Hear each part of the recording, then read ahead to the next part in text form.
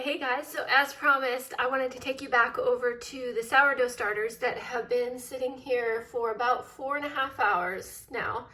And, it's kind of, I want to make sure I give it an accurate angle, but they're a little bit more than doubled, not quite tripled.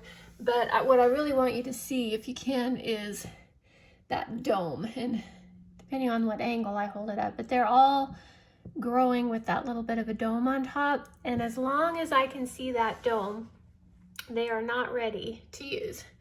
Maybe I'll change the angle to see if that helps you see it at all, but I love seeing that dome. It means fermentation is happening.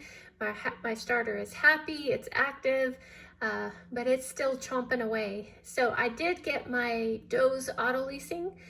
I was a little bit late getting started, so they're not going to get a full 2 hours, which I would have liked, but I set them over here so that you could see what they look like.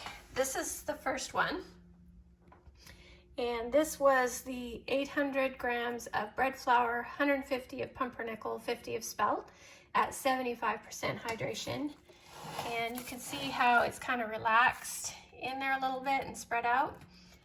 Then this is, try to get an angle where it's not so shiny. This was the 800 grams of bread flour, 150 of rye, 50 of spelt, but with 80% hydration, or 800 grams of water.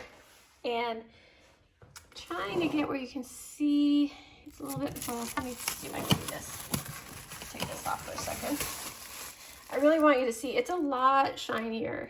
You can really see the difference in the hydration. It has flattened out a little bit more. It has spread out. It's shinier. It's smoother. Part of that is the different flour, but that's 80% hydration. I'll put that back on.